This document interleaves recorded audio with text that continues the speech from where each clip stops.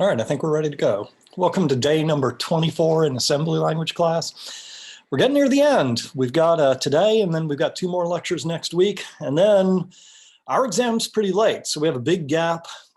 And then, as usual, a 2-day window for our exam. I think probably our materials are already posted for the exam, things like sample exams from past semesters. But I'll double check that and I'll make sure that next week we've got all the materials we need. I'll do what I've done in the past. I'll make a link for the exam, but it'll go live when the exam is scheduled to start. We still got some time before that. Any questions before we get started with today's material? All right, we have been most of the semester, except for a few key lectures, we've been talking about a fairly old processor architecture, the 8086.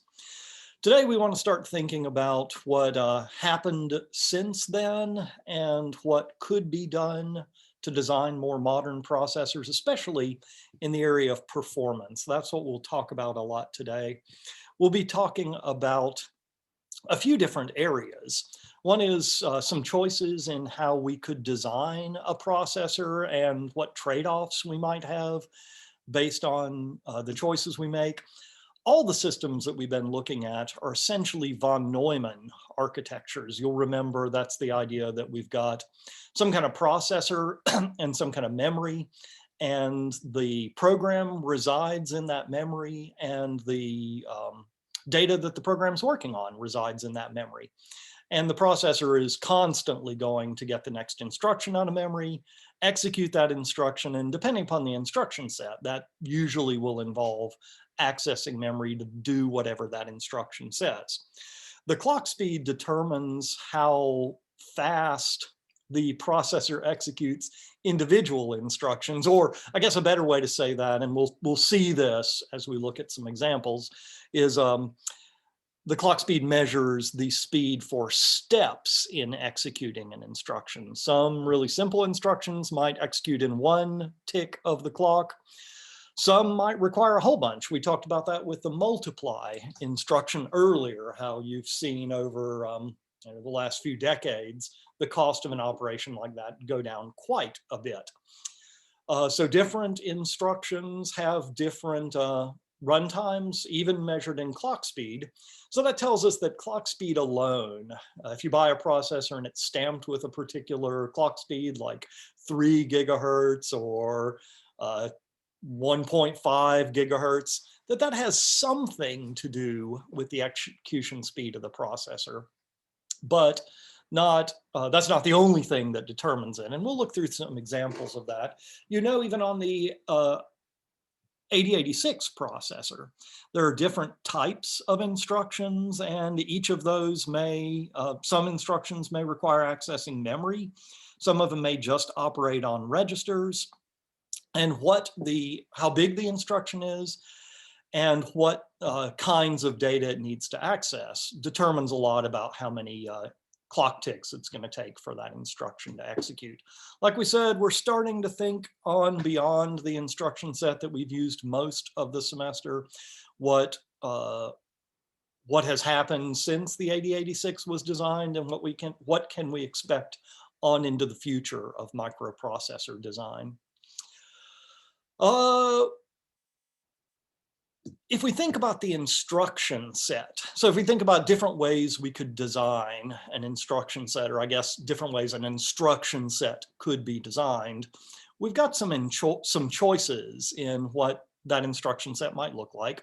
To help motivate this, we'll pick, I think, a simple example that we've looked at probably since close to the start of the semester. What if we just had 2 values, X and Y? Let's say those are stored in main memory. And we just need to add those and put them in Z. I hesitated there because I shouldn't have said pretend those are stored in main memory, because that kind of depends on what example that we're looking at. Let's just pretend we've got 2 values, X and Y, and we just want to add those and put the result in Z. What kinds of instructions, or how could we do this depending upon our instruction set? Well, if we had an instruction like this, if we had an add instruction, kind of like what we saw with the ARM architecture, an instruction that can access 3 operands at once, then we could sort of do this in a single instruction. You'll remember ARM supported an instruction add where we got to specify 2 source operands and a destination operand. And all 3 of those were operands that we specified explicitly. That is, we got to pick what the 2 source operands were and what the destination operand was. They were part of the instruction. So the ARM could do this add and store the result all in one step. This instruction didn't have any implicit operands. What do I mean by that? What would it mean for an instruction to have an implicit operand? Well, if we looked at an instruction more like what you might do on the 8086, you might have an instruction like this add instruction, where you've got, well, an 8086 instruction like this, add AX as the destination and BX as the source. Well, there we've got 2 explicit operands. We're naming the source operand and the destination operand, but sort of, we've also got an implicit operand. We're still doing an add. And even though AX is the destination, it's where we're going to save the result, it's also implicitly one of the sources. If we had to write down what this instruction does, we'd say, well, it takes AX, adds it to what's in BX, and stores the result back in AX. So it's sort of like one of those source operands is implicit. It's understood that you're going to modify AX in this operation.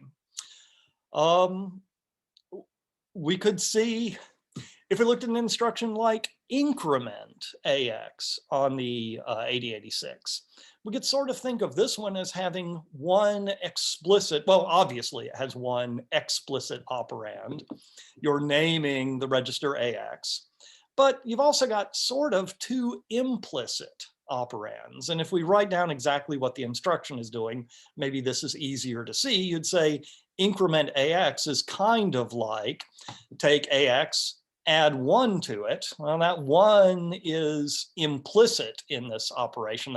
That's what increment does. So if it's doing an add, we don't really have to specify what we're adding. Increment, it's understood that it adds by 1. And even though AX is the destination, it's also one of the sources for this add. So this instruction, still it has 3 operands. It's just 2 of them are implicit in this case. Could we have an instruction where all of the operands are implicit, just a plain old add instruction? Well, we sort of could. We've seen this kind of thing twice already. We saw it in the Java virtual machine. We saw that when JVM did operations, when it did arithmetic operations, we didn't really have to specify the operands because it was understood that they were on the stack.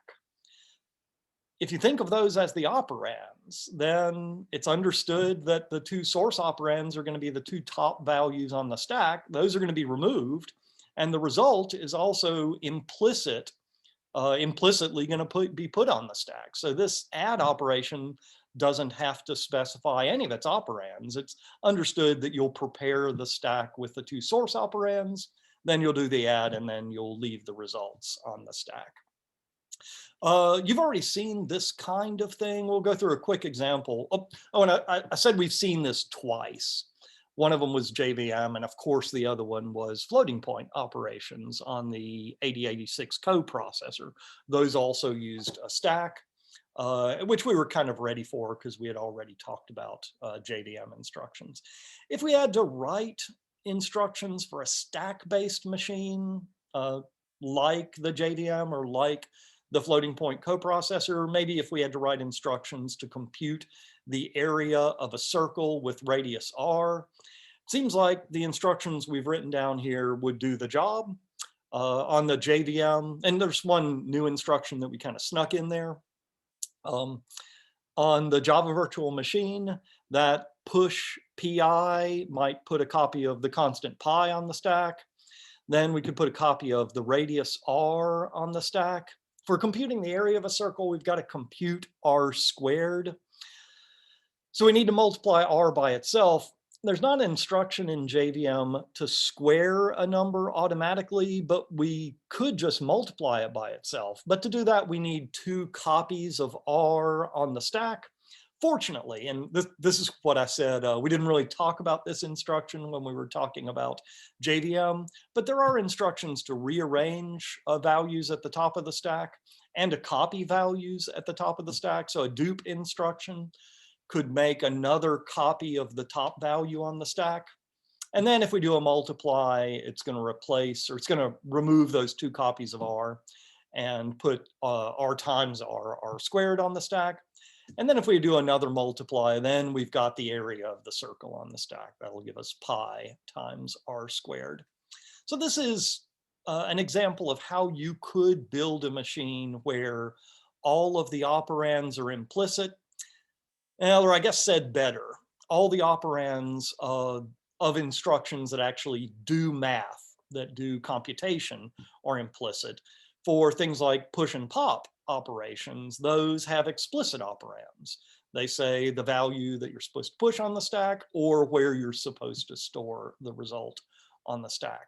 So stack-based machines can get by with a lot of instructions that don't have explicit operands, but typical instruction sets implemented in hardware have one or more explicit operands. And we saw a couple of slides ago some examples of this. We were reminded of the ARM instruction set and the 8086 instruction set as sort of examples of, we saw an example of each of these three models. Could we build a machine where instructions had at most one explicit operand? Or what if we let instructions have two explicit operands? Or what if we had them, or what if we permitted them to have three explicit operands? This is really a instruction set design question. If we got the chance to design the next CPU instruction set, which of these ways seems like the best way to go? Certainly, now, the last model seems like we could do more with an individual instruction, but there might be more cost associated with instructions like that. The one operand model seems like the other extreme. It would maybe be harder to get some things done if you just had one explicit operand, but maybe that would let you design a simpler processor. We're going to try to figure out an answer to this. At least we're going to try to model this a little bit to see what advantages or disadvantages we might have under these three models. So backing up, we're trying to compare. Maybe we could build an instruction set where we had at most one operand, or maybe we let ourselves have two operands, or maybe instructions can have three operands. We're not going to be looking at real processors. We're just going to make up these examples. We're going to come up with a really simple way of modeling the cost of what we want to do, or cost of instructions on this model. And that will hopefully let us look at some trade-offs for these three different kind of limitations on the design of an instruction set. And we'll see what we get comparing these models. So same as what we said before, pretend we had a model like the one on the left, where instructions could just have one operand, or in the middle where they could have two, or on the right where they could have three. Here we're looking at that first pretend example of what we might want to compute. So we just want to compute x plus y and store the result in z. And if we had an instruction set that just had one operand, that M1 model, it seems like it could work like that first box. Sorry, I tried to fix these figures before class. I know they look okay on the printout, but on my copy of PowerPoint, they're kind of messed up. It's not a big deal here. It's just this should have been on the same line. All right, so just pretend this Y is up here with this add instruction. So in model one, we could still get the job done. We would just have to load, so A processor that just has one explicit operand normally depends on other operands being implicit. We've seen even on the 8086, it sometimes refers to the AX register as the accumulator, sort of the main central register. And some processors have been designed like that, where to do math, to do operations, you bring them into the accumulator, into this one special register, you do some operations on them, and then you store that result somewhere. And that's what we're pretending here. If we just have one explicit operand, then we need some implicit operand like the accumulator to be able to do, to put a result in. So that's what we're pretending. This first instruction, load X, we're pretending that goes and gets copy of X and brings it into the accumulator, like this line right here. And then the add Y, we'll pretend that implicitly adds Y to what's in the accumulator and leaves the result in the accumulator. So this middle instruction kind of has two implicit operands. And then once we have X and Y added up, we need to store the result in, and this is what I said before, we're going to pretend these three instructions, these three locations are in memory. So we got X out of memory, we got Y out of memory, and then once we've computed the sum, we're going to store that back out in Z in memory. So on a machine that had instructions that had just one explicit operand, plausibly we could do this in 3 instructions, like the example over on the left. If we had a instruction set that let us say a little bit more per instruction, like the middle one, we could get it done in only 2 instructions. And just here's an example we could take. So let's say every instruction can have up to 2 operands. Here, we'll go get a copy of X, copy that into Z, overriding whatever used to be in Z. So now Z looks just like X, but we also need to add a copy of Y in. If we can have 2 operands per instruction, we can just go get what's in Y, add that straight to what's in Z, and now Z is equal to Z plus Y. Here, even the second instruction kind of has an implicit operand. Like we talked about with the 8086, Z is doing the job of both a source and a destination in this add instruction. So if we had a little bit more flexibility in our instruction set, we could get it done with just 2 instructions. Over on the right, if we could specify 3 explicit operands, it seems like we could get this done in just 1 instruction. If X and Y can both be explicitly given as sources, and Z could be chosen as a separate destination, and kind of like what we did with RISC or with ARM, we could do it in a single add instruction. So the instruction set determines a little bit about the length of code you might have to write. Which of these is the 8086 model? Well, normally if we were in class, we'd probably wait for someone to say, it's that middle one. But it's a trick question. If you think about it, I mean, the middle one looks that's probably the closest to 8086. But on the 8086, you couldn't really do what that middle instruction or that middle model is doing, because you'll remember 8086 instructions can only have 1 access to memory per instruction. And here we've written this as if we can read from one location and write to a different memory location, both in the same instruction. And like I said, we learned early on that we can't do that. On the 8086, it would take something more like this. We might have to go get a copy of what's in X, bring it into a CPU register. Then we can go get what's in Y. Then we could add that to the CPU register all in one operation. And then another one to store the result. If X, Y, and Z were in memory, it seems like this or something like this is going to be the best we can do, because to solve this problem, we've got to have 3 accesses to memory. And if each instruction can only access memory once, we might have some choice in how we do this, but it doesn't seem like we're going to be able to get by with fewer than 3 instructions. So this model, even the middle model, we're kind of assuming a model that's a little more flexible and that has maybe more expensive instruction encoding than what we have in the 8086. Same kind of question, which of these is like the ARM instruction set? And you're probably already prepared for this. It's kind of a trick question. The one on the right is probably most like the ARM instruction set, because you'll remember we could write instructions with 3 operands. But you'll also remember an instruction like add couldn't access memory. It just had to add what was already in CPU registers. At least it couldn't access arbitrary memory locations, only what we had loaded into a CPU register. If we had to do this on ARM, I guess we'd have to do it more like this. We could have a load instruction that went and got what was in X and brought that into a CPU register, and then another one that got Y, and we could afford to put that in another CPU register. Notice in ARM, we couldn't do that add at the same time as loading it, because when we go to memory, we have to either load or store. We can't do math at the same time.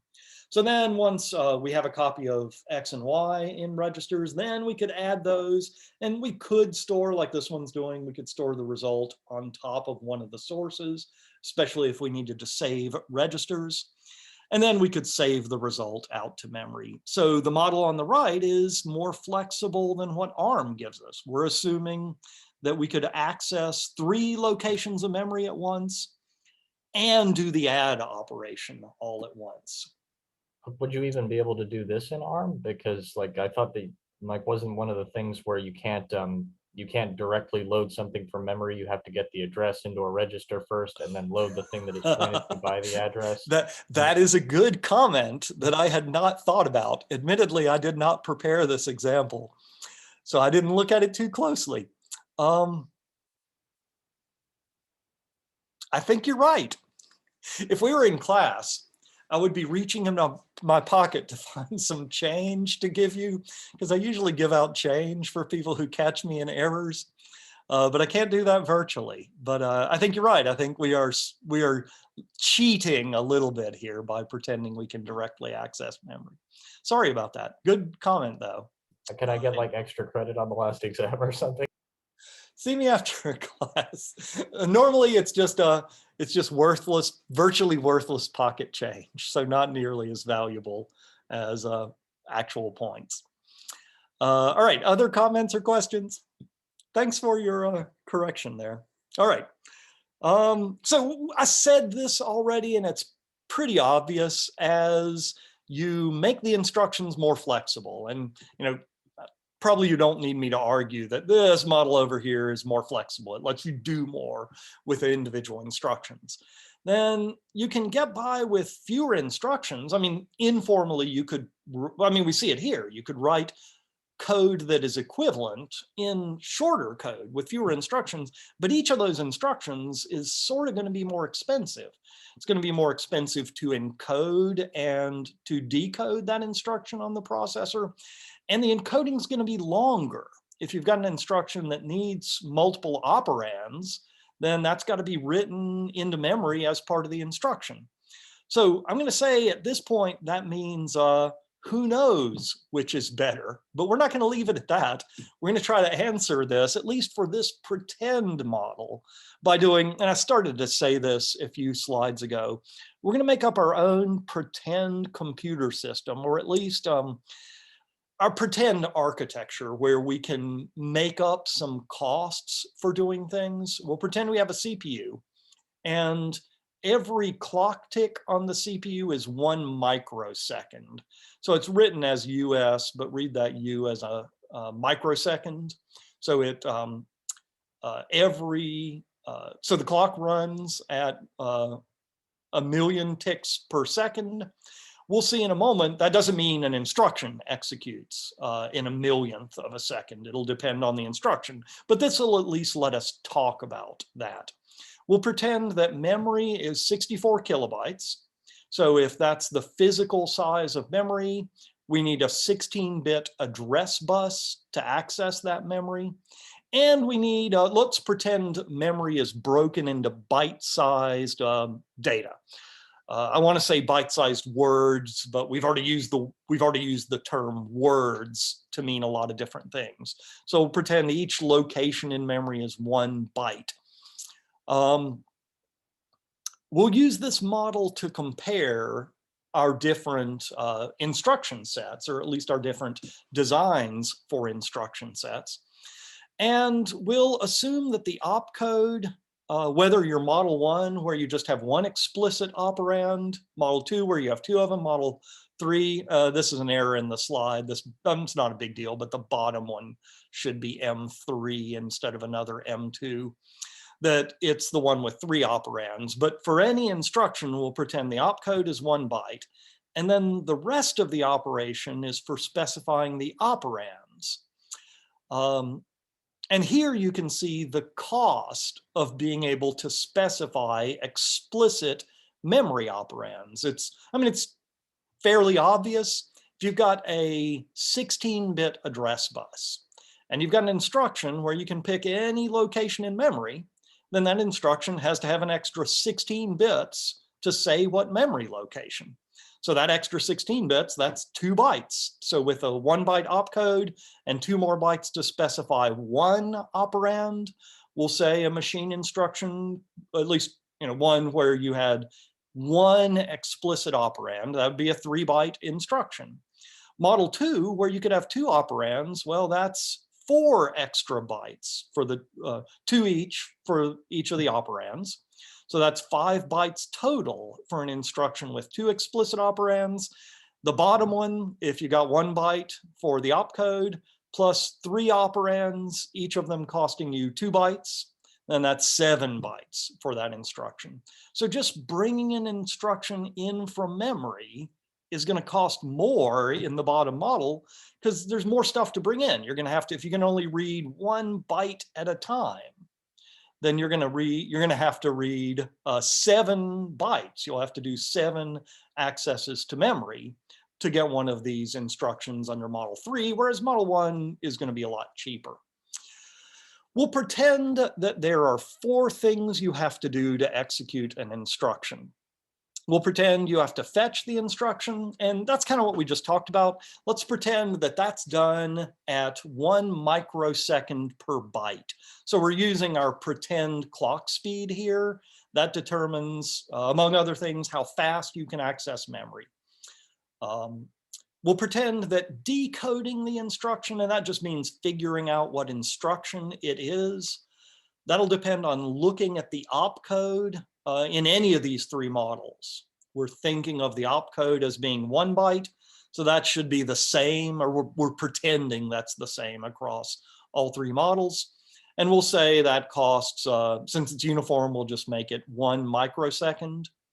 Accessing data, like if you had to read, we're pretending each byte of, or each location of memory is a byte.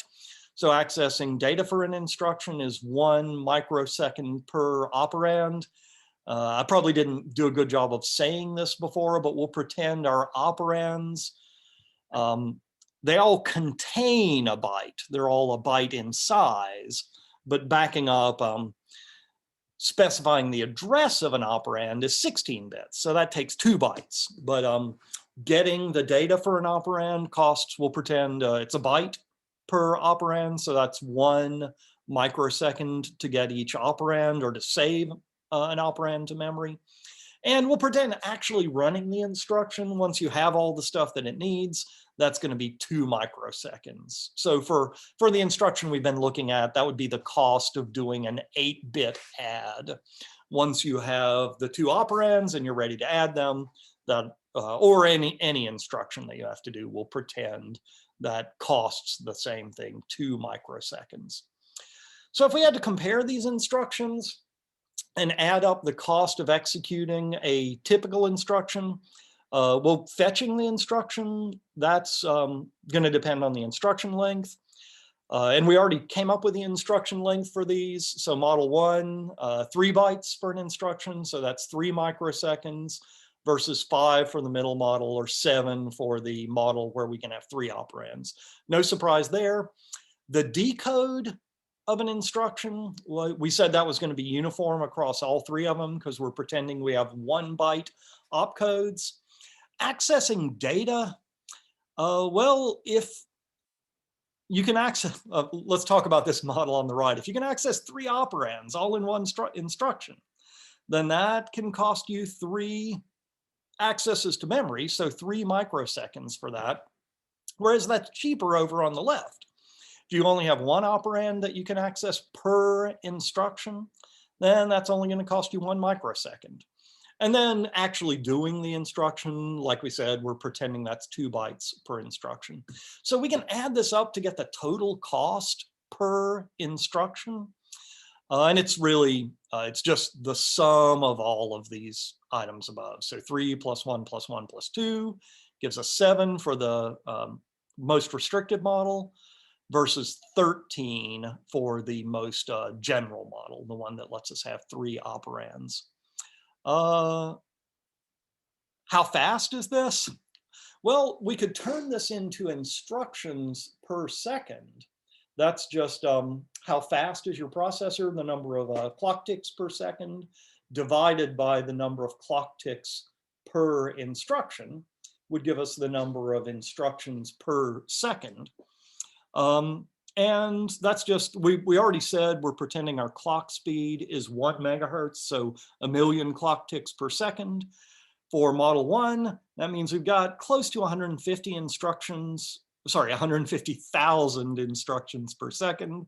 The middle one, right at a nice round 100,000 instructions per second. And the one on the right really looks like the worst because all of those, all the data that need to be brought in, and sorry, all of the addresses that are part of the instruction and all the data that need to be brought in adds up, and we only get about a little better than 75,000 instructions per second. So this makes Model 1 look a whole lot better. But you have to consider what you're doing. So that's the point of this slide, is if you just looked at instructions per second, Model 1 is looking stronger, but it really depends on what you plan to do with that architecture. And if you planned to do operations like that x plus y equals z calculation, we already saw, well, that's going to take more instructions under Model 1. The example we started with, it took us 3 instructions to do that under Model 1, and we could do it in a single instruction on the right. So if we're comparing these, we need to factor that in. If we call that a calculation, let's pretend that's a typical task in a program or a calculation. How many calculations can we do per second? Well, in the first model, it takes 3 instructions to do a calculation. So we can only get 47,000 of those done per second. Over on the right, even though individual instructions are more expensive, if that x plus y or z gets x plus y, if that's typical of what we have to do, then it only takes 1 instruction to do that. So the calculations per second on the right for Model 3 is looking a lot better. So one thing to take away from this is measuring clock speed, or sorry, measuring processor performance by just looking at clock speed, or even looking at the rate of instructions per second, can be a bad, a very misleading way of measuring processor performance. And this kind of oversimplification has been described various ways, like what's called the megahertz myth. This is the so this is a page out of Wikipedia describing this idea, and it's pointing to sort of the logical flaw of saying, if my processor has a higher clock speed, then it's better than your processor. That might be true if you had 2 otherwise equivalent processors. If they ran the same instruction set and each instruction took the same number of clock ticks to execute. But Kind of like we saw back here, not every instruction requires the same number of clock ticks to execute, and differences in architecture can make a big difference in how much you actually get done. Down at the, so this, we won't read through this, but this describes, it's a common term for the misconception that higher clock speed means faster processor. And at the very bottom of the slide, it talks about a particular comparison where if you just looked at clock rate, one processor may look like it's way faster than the other, but if you look at what actually gets done per unit of time or what can get done per unit of time, it can tell you a different story. So one takeaway from this is maybe the obvious-ish idea that to be able to compare systems, it's not enough to just know how fast their clock rate is. It's not even enough to know how many instructions per unit of time they can execute, because different architectures may be able to do different things with an individual instructions, or with a, sorry, with an individual instruction or with a sequence of instructions. So to compare performance, you have to know something about what you're trying to do, what kinds of computations you want to do. And the way this is normally done is by developing a benchmark application or a benchmark test. That would be an application, a program that runs a series of calculations that are intended to be typical of tasks you might want to do on that processor. That's kind of what we were using our z gets x plus y as an example of. If that's typical of the kinds of computations you want to do, then you'd probably care a lot about how many instructions it takes to do that on a particular processor. Here, a benchmark might look at, well, probably a lot bigger of a task than just adding two numbers and storing the result. But different kinds of applications are going to involve different steps like that. And a good benchmark would capture a good combination that's typical of the kind of task you expect to do on that processor. And then if you wanted to know how fast that task would get executed on a particular machine, or like it says at the bottom of the slide, how long it would take to do that task, then you could model this as, well, how many instructions does it take to do the task, times how many clock ticks, how many cycles per instruction, maybe on average, times how fast your processor is. How many, how long does it take? How long is a cycle? How long is a clock tick? And if we multiplied all that stuff out, that would give us a measure of how long it took to do a particular task. Benchmarks, like I said, they're programs that try to combine tasks that are typical of particular computing jobs, and then compiling and running those benchmark applications on different processors can help us measure the intent is, it can help us measure the performance of that processor in a way that's more useful than just looking at clock speed or even instructions per second on that processor. And the results you get can be, I won't say they're surprising, but they can back up this claim. For a particular business application benchmark, if this was run on a couple of different processors, this is an example from a Pentium 4 processor with a clock speed of 2.66 gigahertz versus a Pentium N processor with a much slower clock speed. But running this particular benchmark, the processor with lower clock speed did much better. This isn't time for the application. This is number of tasks completed per unit of time. And you can see, even though this top processor had a much lower clock speed, if it's able to get more instructions completed per clock tick, especially the instructions used in this benchmark, then it can perform a lot better, even if, I guess if you were just looking at the clock speed, you might have expected the processor on the bottom, the one with the higher clock speed, to do better. I tried to make the point that to be a good benchmark, there are a couple of things you have to worry about. One is you have to worry about the kind of application you're modeling, the kinds of compute tasks, the kinds of computations that are done by a business application or a scientific application or a game. Those are all going to be rather different. And if you're benchmarking a system for a scientific application, I'll say you're probably very concerned about floating point performance.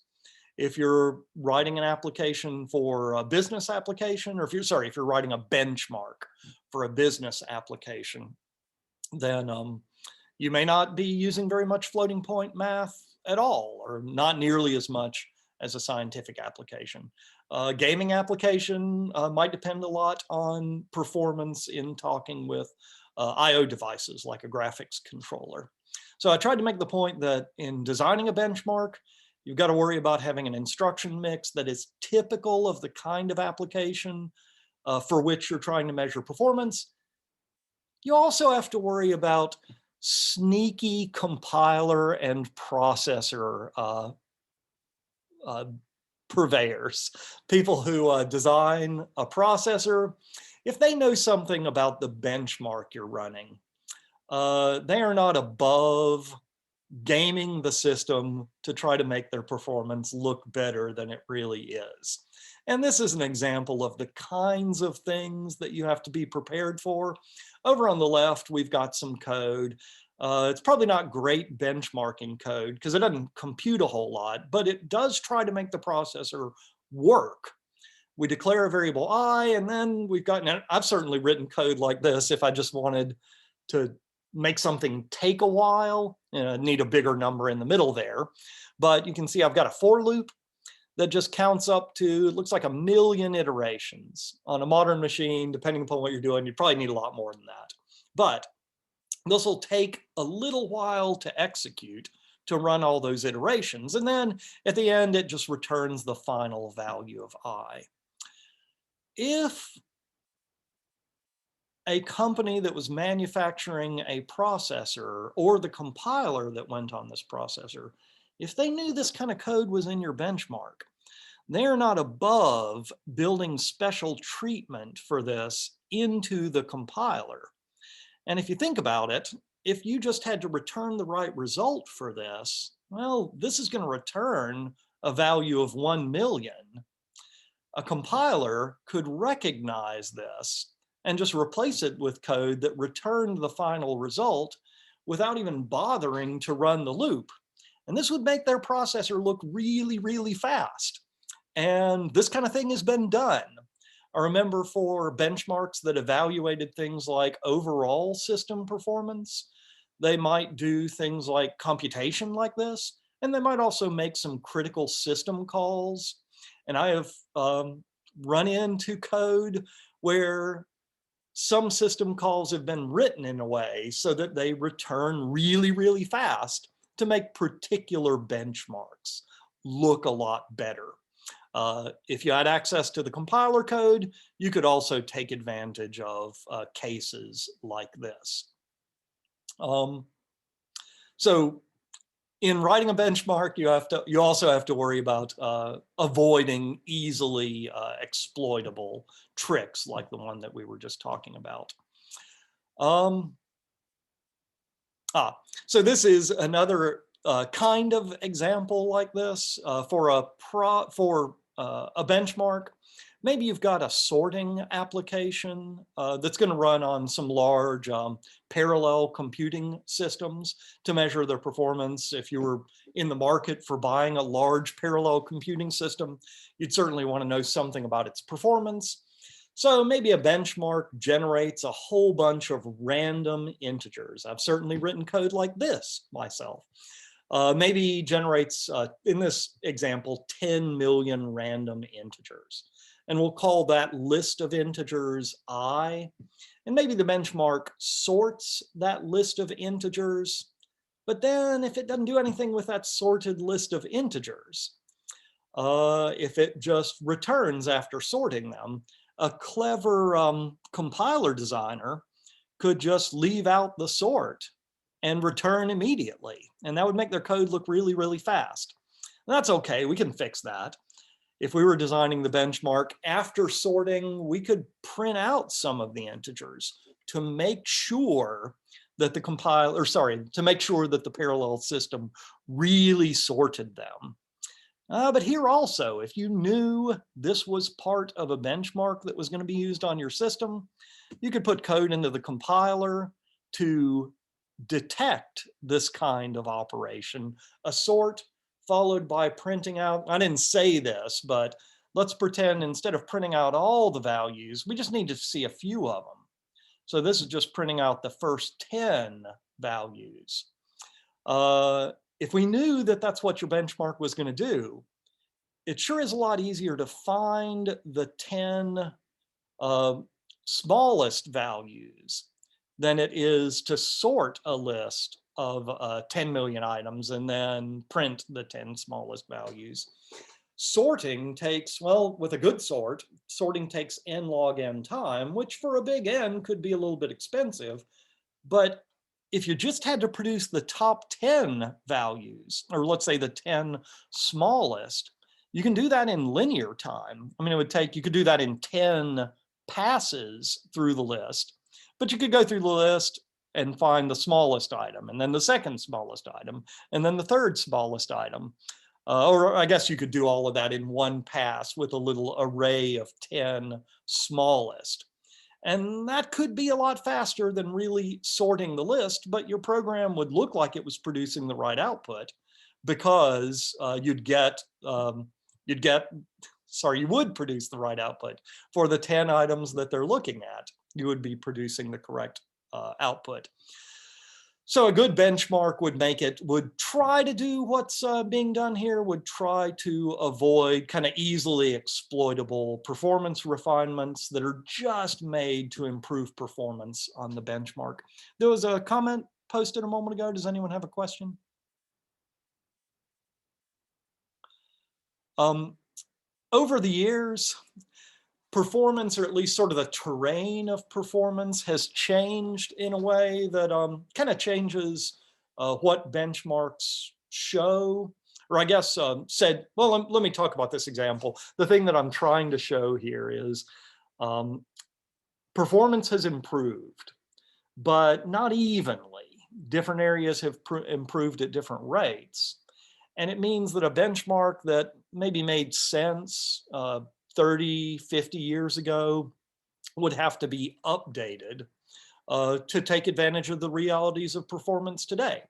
In around 1970, there was a particular benchmark that involved what programs normally do: reading input, doing some computation, and then generating output. And reading input might involve reading that input from a file system, from a disk, and then doing some computation, kind of like the sort we were talking about, and then output could involve printing the output. In 1970, this might have involved, well, like it says on the slide, reading might have taken 2 minutes. The computation task might have taken 50 minutes, so almost an hour. And then printing out the results might have taken another 8 minutes at the end.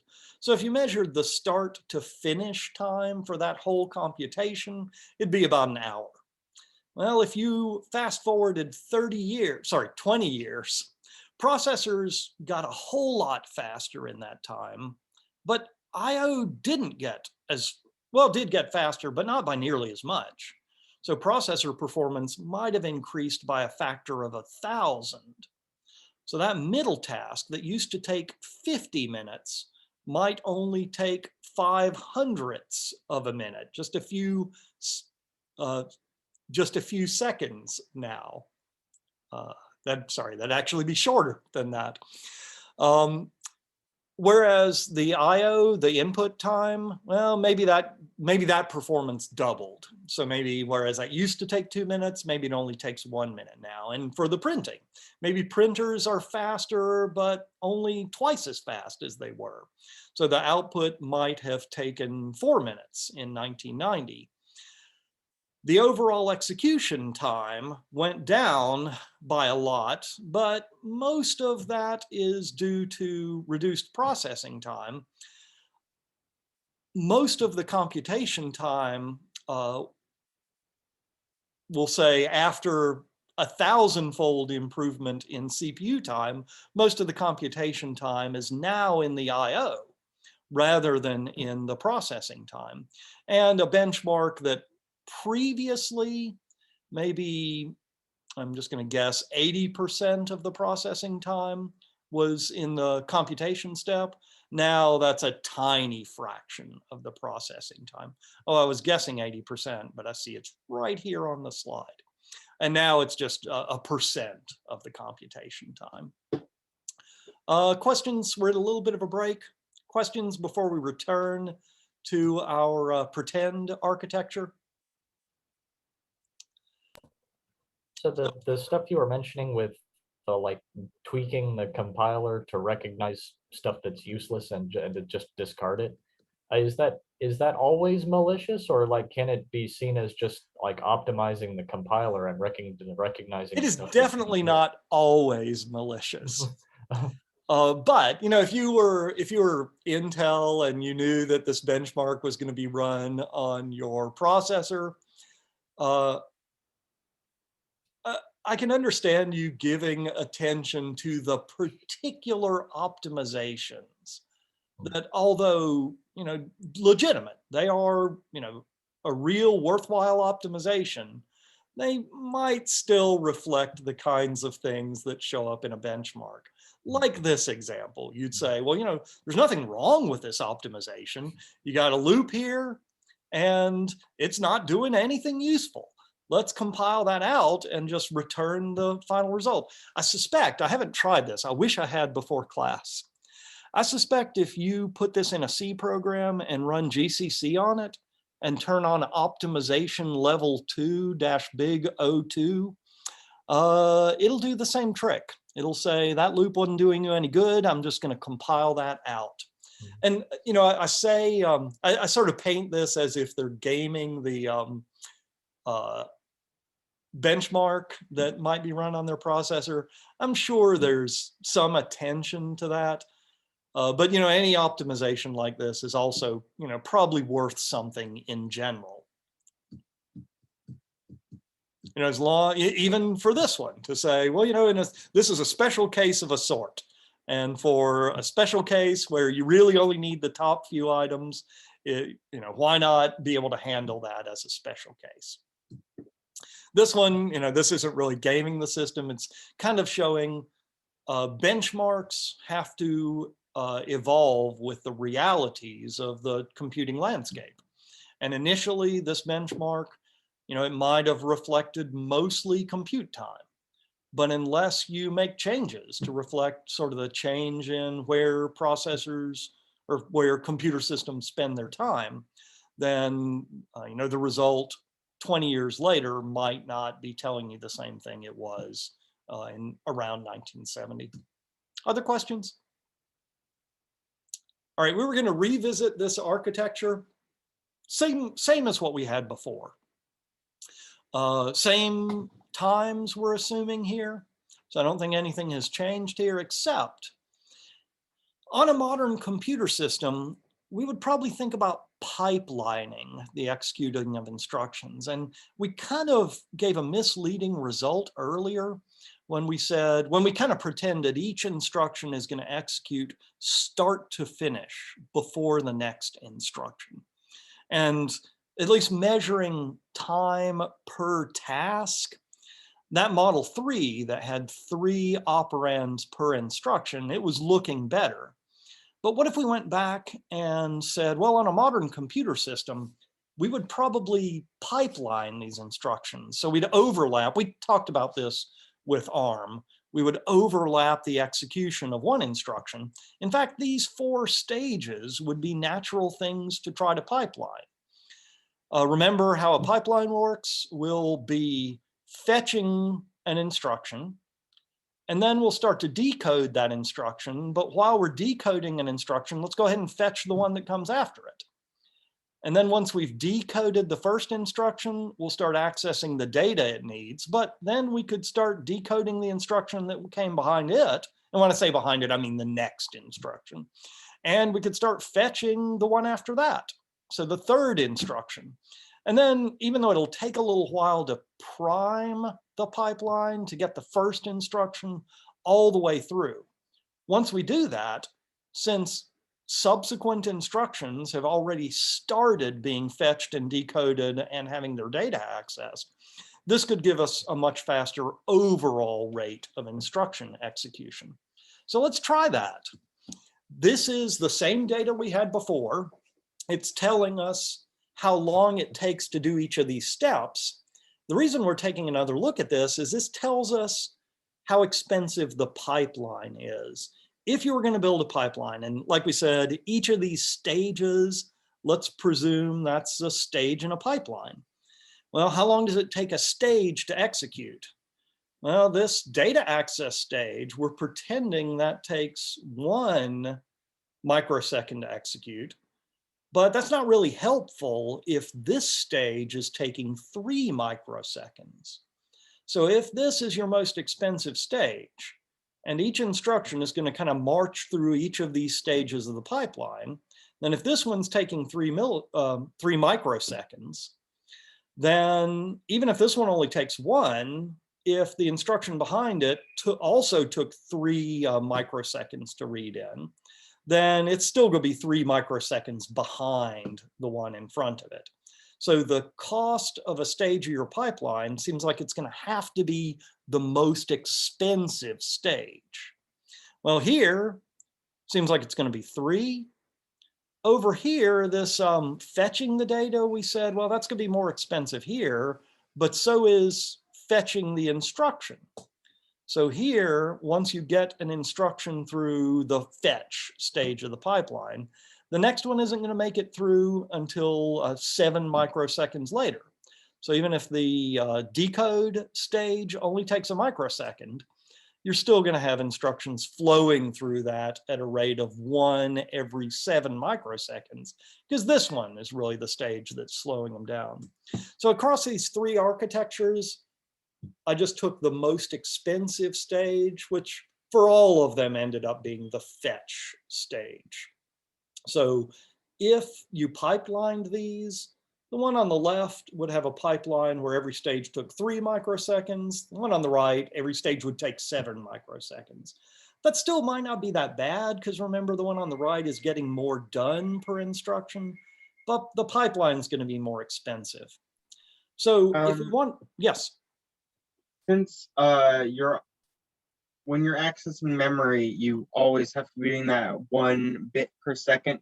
Doesn't that mean even though you can be pipelining them, you couldn't do them this fast, because when you're executing data, you can't be fetching instructions? That is a good thing or a good question that we are ignoring right now. But you're right. You're saying, well, if this is accessing memory and this is also accessing memory, can you do both of those accesses at the same time? And realistically, you might not be able to. In practice, your cache could help you out a lot here. But how much it actually helps you would be, it'd depend on what kind of code you're running. But hopefully, whenever you have to access data or instructions, that's really coming from cache instead of main memory. I was going to say one other vague thing, which is instead of having your memory in one big unit where you can only read or write 1 byte at a time, computer systems will interleave memory, so it's broken into multiple independent blocks of memory, and you can read and write 2 of them or more at once as long as they're in different blocks. That trick is less important than it used to be, because a lot of the performance gain you might have gotten from that, you're getting from cache nowadays anyway. But to go back to my original answer, that is a good point that we are ignoring right now. So this data access and fetching of instruction, we might not be able to do at the same time. I was building up to this next slide where I was going to say, all right, so here's how much each pipeline stage takes to execute. And again, I tried to make the point that even if some of these stages could be faster, it doesn't really help if the stage before them is slowing things down. So if we've got 4 stages per pipeline, and that's for the 4 stages we named: fetch each instruction, then decode it, then access its data, and then actually execute it. Then priming the pipeline would take 3 stages worth. And then after that, we would get an instruction done every pipeline period. So let's take P1 or model 1 as an example. So P1, I'm going to say model 1 with pipelining. After 9 microseconds to get the first instruction all the way through the data access stage. After that, we get instructions finished at 3 microseconds per instruction. They just have to make it through this last stage of the pipeline and then they're done. So this 9 reflects how long does it take to get up to the last stage of the pipeline. Same thing over here. If every stage of the pipeline is 5 microseconds, and you got to get through the first 3 stages before you actually start turning out instructions at a rate of 1 per 5 microseconds. This is what it costs to prime the pipeline. Or if it's 7 microseconds per stage, then you've got an upfront cost of 7 microseconds. So if we wanted to estimate how long it takes to run a sequence of X instructions, or I probably said that backward. How many instructions we can run per second, provided we're not going to run just one of them, we're going to run a sequence of X of them. Well, this is, so we're pretending we have a processor that's running with a clock speed of 1 megahertz. So we have 1 million ticks per second. Then if our cost to prime the pipeline is, or if every instruction has to get through 3 stages of the pipeline, and then we start producing output instructions, or we start finishing instructions at a rate of 1 per stage. So getting through X instructions would be X plus the 3 stages we have to, the 3 stages we have to get through to prime the pipeline, and every stage of the pipeline costs 3 micro instructions. Then 1 million X divided by that would give us the instructions per second for our first model. Our middle model would be the same 1 million X divided by, well, how many stages do you have to get through to prime the pipeline at a cost of 5 microseconds per stage. And over on the right, the same thing, but now a cost of 7 microseconds per stage. If we plot these, we can see that the results now look different between the processors. Initially, these dashed lines were when we didn't assume that there was any pipelining. With pipelining, we can get a lot more instructions done per second. So this dashed line here was when we assumed we didn't have pipelining. Now, if we have pipelining for Model 3, we do a lot better with pipelining, but notice how much better we do depends on that run length. So here, the horizontal axis, we're pretending that's this parameter X. And when we say run length, we mean, well, how many instructions do you get to run through the pipeline before you have to flush the pipeline? And the reason we care about that is we already talked about how if you take a branch instruction, that typically means you have to flush the pipeline, because if you speculatively worked on instructions and the branch skipped those instructions, it means your work through the pipeline has been wasted. So think of X here as the average average length of a sequence of instructions between branches. How many instructions do you get to run through the pipeline before you have to restart the pipeline? So the point I was trying to make is, for pipelining, if X is really small, if you don't get to run big batches of instructions, it actually hurts you. But pretty quickly, the trade-off changes. And as long as, like on this yellow line, as long as you get to run as your typical run length is around 4 or 5 or better, pipelining can help you out. But it helps you out even more with Model 2, where the cost of a stage of the pipeline was a lot lower. And it helps you out even more with Model 1, where the cost of the stage of a pipeline was even lower. Or I guess said differently, where the cost of each stage of the pipeline is more uniform. The thing that really hurts us over here is this first stage of the pipeline is so expensive that it effectively slows down the rest of these stages. Whereas over here, well, they're a lot closer to uniform. On modern processors, processors really have access to two main areas of storage. And that's a little bit of what we've been talking about. They have access to a modest set of CPU registers that are really fast to access, but can't store very much, don't have very much total capacity. Whereas they've got access to a huge main memory that might have gigabytes of storage, but is comparatively a lot slower to access. Over the years, processors, so this is plotting performance over the last, well, sort of over the last 40 years, but with a 10-year gap after the ride, so up to around 2010. And in that time, you can see that memory has gotten faster. If we take memory performance in 1980 as a baseline, then it's gotten close to 10 times as fast, at least up to 2010. But processor speed has gone way faster than that. So processor speed might be more than 10,000 times faster than it was in 1980, which means as the years have gone by, accessing registers working within the processor has gotten a lot faster, but whenever we have to access main memory, that ends up being a big bottleneck in processor performance. I know most of you are taking the operating systems class.